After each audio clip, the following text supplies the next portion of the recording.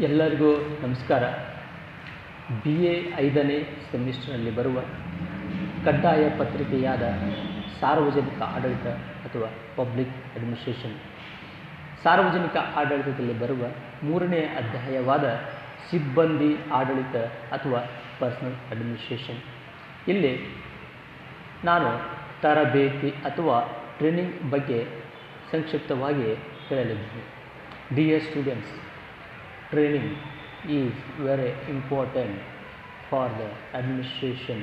Without training, it is difficult to run the administrations. ವಿದ್ಯಾರ್ಥಿಗಳೇ, ಸಾರ್ವಜನಿಕ ಸಿಬ್ಬಂದಿಯ ದಕ್ಷತೆಯನ್ನು ಅದು ಪಡೆದಿರುವ ತರಬೇತಿ ಮಟ್ಟವನ್ನು ಅವಲಂಬಿಸಿರುತ್ತದೆ. ಏಕೆಂದರೆ ಆಧುನಿಕ ರಾಜ್ಯದ ಆಡಳಿತದ ಕಾರ್ಯಗಳು ಬಹಳಷ್ಟು ಕ್ಲಿಷ್ಟಕರವಾಗಿವೆ. ಅಭ್ಯರ್ಥಿಗಳು ಮತ್ತು ತಾವು ನಿರ್ವಹಿಸಬೇಕಾದಂತಹ ಕಾರ್ಯಗಳ ಸ್ವರೂಪ, ಕೆಲಸ ಮಾಡುವ ವಿಧಾನದ ಬಗ್ಗೆ ಅಭ್ಯರ್ಥಿಗಳಿಗೆ ತರಬೇತಿ ಬಹಳಷ್ಟು ಅವಶ್ಯವಾಗಿರುತ್ತದೆ. ಒಂದು ವೇಳೆ ಸೂಕ್ತವಾದಂತಹ ತರಬೇತಿ ಇಲ್ಲದಿದ್ದರೆ ಅವರ ಸಿಬ್ಬಂದಿಗೆ ಆಡಳಿತವನ್ನು ನಡೆಸಿಕೊಂಡು ಹೋಗಲು ಬಹಳಷ್ಟು ಕಠಿಣವಾಗುತ್ತದೆ. ಆದ್ದರಿಂದ ಈ ನೌಕರರಿಗೆ ಸೂಕ್ತ ತರಬೇತಿ ಕೊಡುವುದು ಬಹಳಷ್ಟು ಅವಶ್ಯಕವಾಗುತ್ತದೆ. ಏಕೆಂದರೆ ಒಂದು ವೇಳೆ ಅವರಿಗೆ ಸೂಕ್ತ ತರಬೇತಿ ಸಿಗದಿದ್ದರೆ ಅವರನ್ನು ನೇಮಿಸಿಕೊಳ್ಳಲು ಮಾಡಿದಂತಹ ಪ್ರಯತ್ನವಾದ ಹಣ ಆಗಿರ್ಬೋದು, ಸಮಯ ಆಗಿರ್ಬೋದು, ಇವೆಲ್ಲಷ್ಟು ಬಹಳಷ್ಟು ವ್ಯರ್ಥ ಆಗುತ್ತದೆ ಅಂತಂದ್ರೆ ನಾವಿಲ್ಲಿ ಹೇಳಿಕೆ ಇಷ್ಟವನ್ನು ಪಡ್ತೀನಿ. To maintain the quality of human resource, and every organization needs to have well-trained and experienced people. Dear students, it's very important to maintain the quality of human resources, to maintain the organization, to run the administrations. We require very well-trained and experienced people. Without training and without experience, it is difficult to run the organization or administration. Moreover, the present society is fast growing and more complex, so the importance of training is increased nowadays. Dear students, after the introduction of the globalization, liberalization, privatization, administration has become very complex, so to employees need very standard training, required very good training to run the administration like that.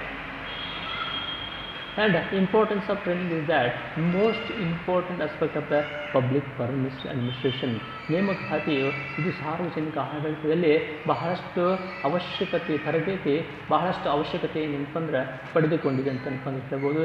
ಏಕೆಂದರೆ ಆಡಳಿತದ ಒಂದು ದಕ್ಷತೆ, ಆಡಳಿತದ ಒಂದು ಸಂಘಟನೆ ಸಂಪೂರ್ಣವಾಗಿ ಈ ತರಬೇತಿಯ ಮೇಲೆ ಅವಲಂಬಿತವಾಗಿರುತ್ತದೆ. ಒಂದು ವೇಳೆ ಈ ನೌಕರಿಯಲ್ಲಿರ್ತಕ್ಕಂಥ ಸಂಸ್ಥೆಯಲ್ಲಿರ್ತಕ್ಕಂಥ ನೌಕರರಿಗೆ ಸರಿಯಾದ ಒಂದು ತರಬೇತಿ ಆಗದಿದ್ದರೆ ಅವರಿಗೆ ಮೇಲೆ ಖರ್ಚು ಮಾಡಿದಂಥ ಹಣ, ಸಮಯ ಅದು ಎಲ್ಲ ವ್ಯರ್ಥ ಆಗುತ್ತದೆ ಅಂತಂದ್ರೆ ಹೇಳ್ಬೋದು. Further, it is the act of increasing the knowledge and skills of an employee for performing the job assigned to the him. Because training is very necessary to increase the knowledge of the employees and the skills of the employee to do his jobs. Because learning is a very continuous process.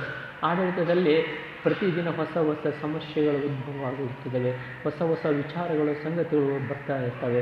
So ಆ ಎಲ್ಲ ಸಂಗತಿಗಳನ್ನು, ಸಮಸ್ಯೆಗಳನ್ನು ಪರಿಹರಿಸಲಿಕ್ಕೆ ಅವರು ನೌಕರಿ ಮಾಡುವ ಜೀವನದುದ್ದಕ್ಕೂ ತರಬೇತಿ ಬಹಳಷ್ಟು ಏನಪ್ಪಂದ್ರೆ ಅವಶ್ಯವಾಗಿರುತ್ತದೆ ಅಂತಂದ್ರೆ ಹೇಳ್ಬೋದು.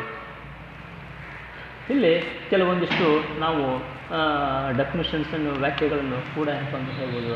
ಅದರಲ್ಲಿ ಒಬ್ಬರಾದಂಥ William G Torpey, according to William G Torpey, training means the process of developing skills, habits, knowledge and attitude in employees for the purpose of increasing the effectiveness of employees in their present government positions, as well preparing employees for the future government position. Here Tope says that development of skills is necessary, habits is necessary, knowledge is necessary, and attitude of the employees is very necessary to run the administration, to maintain the stable organization. Without training, without skill, without knowledge, without attitude, it is difficult for employee to run the administration or to maintain the organization. Second one is Awasthi and Maheshwar. He says that it is well articulated effort to provide for an increased competence in the public service by imparting knowledge, broader vision, correct patterns of behavior, habits and attitudes. It should be a continuous process in a response to a continuously felt need. Here, Awasthi Maheshwar says that knowledge is important. For employees, broader vision is important, correct patterns of behavior is important, habits and attitudes also important. So to maintain all the above things, employees require very training, very standard training. Without a training, it is difficult for them to run the job. Here, ವಿದ್ಯಾರ್ಥಿಗಳೇ, need for the training, job, ಯಾಕೆ, why we need training like that? Job recruitment, technological changes, organisational viability. ವಿದ್ಯಾರ್ಥಿಗಳೇ, ಇಲ್ಲಿ ತರಬೇತಿಯ ಅವಶ್ಯಕತೆ ಯಾಕೆ ಬೇಕಾಗ್ತದೆ ಅಂತ ಏನಪ್ಪ ಅಂದ್ರೆ, ಯಾವ ಉದ್ಯೋಗಕ್ಕಾಗಿ ನೌಕರರನ್ನು ಆಯ್ಕೆ ಮಾಡಲಾಗಿದೆಯೋ ಅಂತಹ ನೌಕರರು ದಕ್ಷತೆಯಿಂದ, ಪರಿಣಾಮಕಾರಿಯಿಂದ ಅವರು ನಿರ್ವಹಿಸುವಲ್ಲಿ ಅವರಿಗೆ ತರಬೇತಿ ಅವಶ್ಯಕತೆ ಬೇಕಾಗುತ್ತದೆ. ಏಕೆಂದರೆ ಅವರಲ್ಲಿ ದಕ್ಷತೆ ಇರಲಿಲ್ಲ ಅಂತ ಏನಂತಂದ್ರೆ, ಪರಿಣಾಮಕಾರಿ ನಿರ್ವಹಿಸುವಂಥ ಒಂದು ಯೋಗ್ಯತೆ ಅವನಲ್ಲಿ, ಅರ್ಹತೆ ಅವನಲ್ಲಿ ಇರಲಿಲ್ಲ ಅಂತ ಏನಂತಂದ್ರೆ ಅವರು ಆಡಳಿತವನ್ನು ಸರಿಯಾಗಿ ನಡೆಸಿಕೊಂಡು ಹೋಗಲಿಕ್ಕೆ ಅಂತಂದ್ರೆ ಆಗೋದಿಲ್ಲ. ಅದರಲ್ಲಿ ಹೊಸ ಜನಾಂಗದವರಾಗಿರ್ಬೋದು, ಅನಾನುಭವಿ ಉದ್ಯೋಗಿಗಳಾಗಿರ್ಬೋದು, ಅವರಿಗೆ ಪರಿಣಾಮಕಾರಿ ಕಾರ್ಯನಿರ್ವಹಿಸಬೇಕಾದಂಥ ಏನಪ್ಪ ಅಂದ್ರೆ ಅವರಿಗೆ ಸೂಕ್ತವಾದಂತಹ ಒಂದು ಮಾರ್ಗದರ್ಶನಗಳಾಗಿರ್ಬೋದು, ಸೂಚನೆ ಆಗಿರ್ಬೋದು, ಸಲಹೆಗಳು ಏನಪ್ಪ ಅಂತ ಬೇಕಾಗಿರ್ಬೋದು. ಆದ್ದರಿಂದ ಸಂಸ್ಥೆಯ ಅವಶ್ಯಕತೆಗಳಿಗೆ ತಕ್ಕಂತೆ ಉದ್ಯೋಗಿಗಳಿಗೆ ಏನಪ್ಪ ಅಂದ್ರೆ ತರಬೇತಿ ಬಹಳಷ್ಟು ಅವಶ್ಯಕತೆ ಆಗಿರ್ತದೆ. ಏಕೆಂದರೆ ತರಬೇತಿಯ ಅವಶ್ಯಕತೆ ಇಲ್ಲದೆ ಅವರು ದೈನಂದಿನ ಕರ್ತವ್ಯಗಳನ್ನು ನಿರ್ವಹಿಸಲಿಕ್ಕೆ ಏನಪ್ಪ ಅಂದ್ರೆ ಅವರಿಗೆ ತೊಂದರೆ ಆಗುತ್ತಂತ ಏನಪ್ಪ ಅಂತ ಹೇಳ್ಬೋದು. Second one is technological changes. Dear students, after introduction of the globalization, privatization, liberalization, in the administration, there were very lot of changes. There were lot of new things are coming. There were lot of new problems are coming. To handle above all the things, employees need required for training. ಅಂದರೆ ಇಂದಿನ ತಾಂತ್ರಿಕ ಜ್ಞಾನ ಶೀಘ್ರಗತಿಯ ಹಾಗೆ ಬೆಳೆಯುವುದರಿಂದ ಪ್ರತಿಯೊಂದು ಸಂಸ್ಥೆಯು ಅಸ್ತಿತ್ವದಲ್ಲಿ ಉಳಿಬೇಕಾದಂತಂದ್ರೆ, ಅದು ಪರಿಣಾಮಕಾರಿಯಾಗಿ ಯಶಸ್ವಿಯಾಗಿ ಕಾರ್ಯನಿರ್ವಹಿಸಬೇಕಾದಂತಂದ್ರೆ ಅವರಿಗೆ ತರಬೇತಿ ಅವಶ್ಯವಾಗಿದೆ. ಅದರಲ್ಲೂ ಏನಪ್ಪ ಅಂತಂದ್ರೆ ಜಾಗತೀಕರಣ ಆಗಿರ್ಬೋದು, ಖಾಸಗೀಕರಣ ಆಗಿರ್ಬೋದು, ಉದಾರೀಕರಣ ಆಗಿರ್ಬೋದು, ಇದರ ಪರಿಣಾಮವಾಗಿ ಅಂತಂದ್ರೆ ಆಡಳಿತದಲ್ಲಿ ಹೊಸ ಹೊಸ ವಿಚಾರಗಳು, ಹೊಸ ಹೊಸ ಸಮಸ್ಯೆಗಳು ಉದ್ಭವವಾಗ್ತಿದ್ದಾವೆ. ಈ ಎಲ್ಲ ಒಂದು ಮೇಲೆ ತಿಳಿಸುವಂತಹ ಸಮಸ್ಯೆಗಳನ್ನು ಅವರು ಯಶಸ್ವಿಯಾಗಿ ಪರಿಹರಿಸಬೇಕಾದಂತ ಹೇಳಿದ್ರೆ ಅವರಿಗೆ ತರಬೇತಿ ಬಹಳಷ್ಟು ಅವಶ್ಯಕವಾಗಿದೆ. ಅದರಲ್ಲಿ ಏನಪ್ಪ ಅಂತಂದ್ರೆ ಯಾಂತ್ರೀಕರಣ ಇರ್ಬೋದು, ಗಣಕೀಕರಣ ಇರ್ಬೋದು, ಸ್ವಯಂಚಾಲಿತ ಯಂತ್ರಗಳಾಗಿರ್ಬೋದು, ಈ ಎಲ್ಲ ಒಂದು ತಂತ್ರಜ್ಞಾನ. ಇವತ್ತು ನೋಡ್ರಿ, ತಂತ್ರಜ್ಞಾನ ಇಲ್ಲದ ಆಡಳಿತವನ್ನು ನಡೆಸಲು ಅಸಾಧ್ಯ ಅಂತ ಹೇಳ್ಬೋದು. ಈ ತಂತ್ರಜ್ಞಾನವನ್ನು ಪರಿಣಾಮಕಾರಿಯಾಗಿ ಬಳಸಿಕೊಳ್ಳಬೇಕಾದಂತಂದ್ರೆ ಅವರಿಗೆ ತರಬೇತಿಯ ಒಂದು ಬಹಳಷ್ಟು ಅವಶ್ಯಕತೆ ಇದು ಅಂತ ಕೂಡ ಹೇಳ್ಬೋದು. And third aspect is organisation viability ಅಂತ ಹೇಳ್ಬೋದು. ಯಾವುದೇ ಒಂದು ಸಂಸ್ಥೆ ಅಸ್ತಿತ್ವದಲ್ಲಿ ಉಳಿಬೇಕಾತಂದ್ರೆ, ಬೆಳಿಬೇಕಾತಂದ್ರೆ ಅದು ಬದಲಾಗುತ್ತಿರುವ ಪರಿಸರಕ್ಕೆ ನಿರಂತರವಾಗಿ ಹೊಂದಿಕೊಳ್ಳುವಂಥ ಅವಶ್ಯಕತೆ ಅಂತಂದರೆ ಇರಬೇಕು. ಅಂದರೆ ಅಲ್ಲಿ ಆ ಒಂದು ಸಂಘಟನೆಯಲ್ಲಿ ಮಾಡತಕ್ಕಂಥ ಸಿಬ್ಬಂದಿಗಳಿಗೆ ಆ ಒಂದು ಸಾಮರ್ಥ್ಯ ಏನಪ್ಪ ಅಂದ್ರೆ ಇರಬೇಕು. ಯಾವ ಸಾಮರ್ಥ್ಯ ಅಂತ ಏನಪ್ಪ ಅಂದ್ರೆ ಆ ಸಂಸ್ಥೆ ಉಳಿಬೇಕಾತಂತಂದ್ರೆ, ಬೆಳಿಬೇಕಾಗ್ತಂತಂದ್ರೆ ಅದು ಬದಲಾಗುತ್ತಿರುವ ಪರಿಸರಕ್ಕೆ ನಿರಂತರವಾಗಿ ಅದು ಹೊಂದಿಕೊಳ್ಳುವ ಒಂದು ಅವಶ್ಯಕತೆ ಏನಪ್ಪ ಅಂತ ಹೇಳಿದ್ರೆ ಆ ಸಿಬ್ಬಂದಿಗೆ ಇರಬೇಕು. ಸೊ ಅಂಥ ಒಂದು ಸಿಬ್ಬಂದಿಗೆ ಅವಶ್ಯಕತೆ ಬೇಕಾತಂತಂದ್ರೆ ಅವ್ರಿಗೇನಪ್ಪ ಅಂತಂದ್ರೆ ತರಬೇತಿ ಬಹಳಷ್ಟು ಅವಶ್ಯವಾಗಿದೆ ಅಂತ ಹೇಳ್ಬೋದು. ಅದರಲ್ಲಿ ಕೂಡ ಏನಪ್ಪ ಅಂತಂದ್ರೆ ತರಬೇತಿಯಲ್ಲಿ ವಿಧಗಳನ್ನು ಅಂತಂದು ನೋಡ್ತೀವಿ. Dear students, there are various types of in the training. They are formal training and informal training, short term and long term training, before job and after job training, and departmental training and central training. Here formal training and informal training. ವಿದ್ಯಾರ್ಥಿಗಳೇ, ಔಪಚಾರಿಕ ತರಬೇತಿ ಮತ್ತು ಅನೌಪಚಾರಿಕ ತರಬೇತಿ. ಇಲ್ಲಿ ಅನೌಪಚಾರಿಕ ತರಬೇತಿ ಅಂದರೆ ನೌಕರರು ಕಚೇರಿಯಲ್ಲಿ ಕಾರ್ಯನಿರ್ವಹಿಸುತ್ತಿರುವ ಮೂಲಕ ಪಡೆಯುವ ಒಂದು ತರಬೇತಿಯಾಗಿದೆ ಅಂತ ಹೇಳ್ಬೋದು.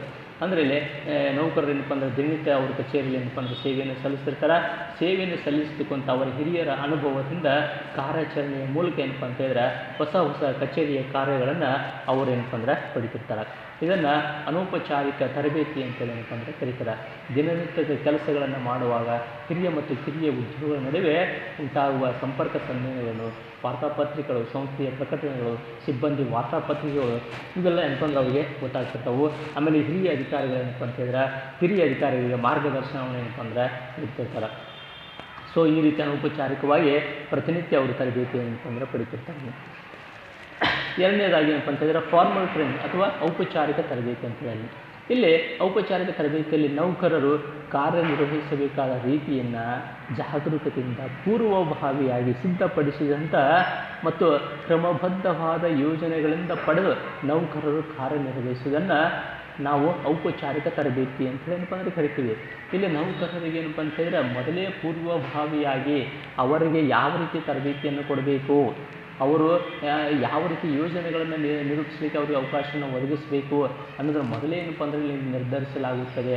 ಇಲ್ಲಿ ಪರಿಣಿತರ ಎಕ್ಸ್ಪರ್ಟ್ಸ್ ಮಾರ್ಗದರ್ಶನದಲ್ಲಿ ಏನಪ್ಪ ಅಂದರೆ ತರಬೇತಿಯನ್ನು ನೀಡಲಾಗ್ತದೆ. ಇಲ್ಲಿ ಏನಪ್ಪ ಅಂತೇಳಿದ್ರೆ ಹಿರಿಯ ಇಲಾಖಾ ಮುಖ್ಯಾಧಿಕಾರಿಗಳಿಂದ ಉಪನ್ಯಾಸಗಳನ್ನು, ಚರ್ಚಾಗೋಷ್ಠಿಗಳನ್ನು, ವಿಚಾರಗೋಷ್ಠಿಗಳನ್ನು ಇಲ್ಲಿ ಏನಪ್ಪ ಅಂದರೆ ಹಮ್ಮಿಕೊಳ್ಳಲಾಗ್ತದೆ. ಇದರಲ್ಲಿ ಏನಪ್ಪ ಅಂದರೆ ಔಪಚಾರಿಕ ತರಬೇತಿಯಲ್ಲಿ ಈ ಎಲ್ಲ ಒಂದು ವಿಧಾನಗಳ ಮೂಲಕ ಇಲ್ಲಿ ನೌಕರರಿಗೆ ಏನಪ್ಪ ಅಂದರೆ ತರಬೇತಿ ಏನಪ್ಪ ಅಂದರೆ ನೀಡಲಾಗ್ತದೆ ಅಂತಂತ ಅಂದ್ರೆ ಹೇಳ್ಬೋದು. ಇದರಲ್ಲಿ ಔಪಚಾರಿಕ ತರಬೇತಿಯಲ್ಲಿ ಮತ್ತು ನೌಕರಿ ಪೂರ್ವ ತರಬೇತಿ, ನೌಕರ ಆರಂಭೋತ್ತರ ತರಬೇತಿ ಮತ್ತು ನೌಕರಿಯಲ್ಲಿನ ತರಬೇತಿ, ಪುನಶ್ಚೇತನ ತರಬೇತಿ ಅಂತ ಏನಪ್ಪ ಅಂದ್ರೆ ಬೇರೆ ಬೇರೆ ವಿಧಗಳು ಕೂಡ ಏನಪ್ಪ ಅಂದ್ರೆ ಇಲ್ಲಿ ಇದ್ದಾವೆ ಏನಪ್ಪ ಅಂದರೆ ಹೇಳ್ಬೋದು.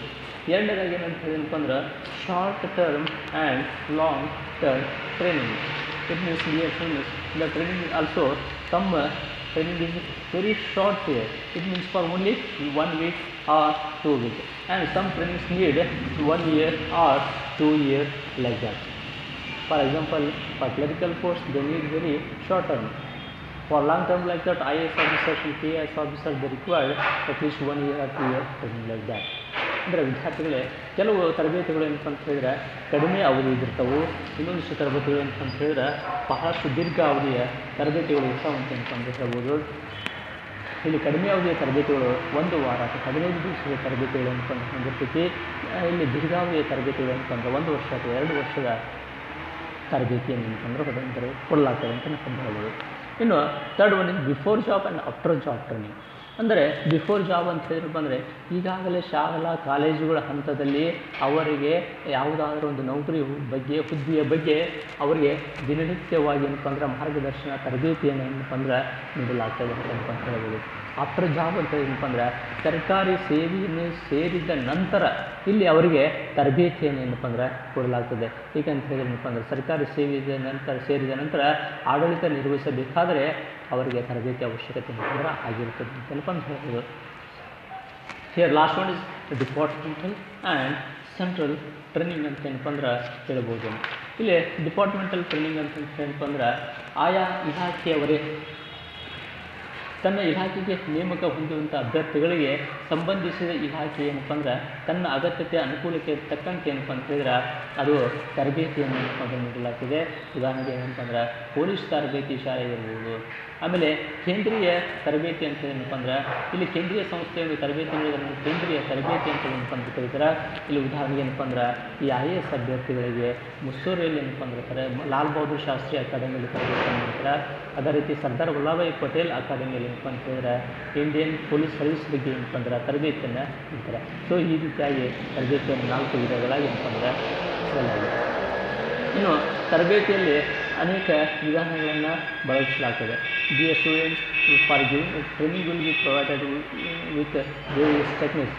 First one is lecture method, case study method, incidence method, rule play method, management games, sensitive training. Because here lecture method means here trainer will provide various lectures, and case study method means here trainer will take to the field study, and role play. So like this there are various trainings are there will provide. For the training agencies in India, Dear students, there are various training agencies in India to provide training to the new recruits. They are National Academy of Administration, it is in Mysore, National Police Academy, it is in Hyderabad, National Police Academy, and Foreign Service Institute, it is in Delhi, and Institute of Public Administration. Thank you.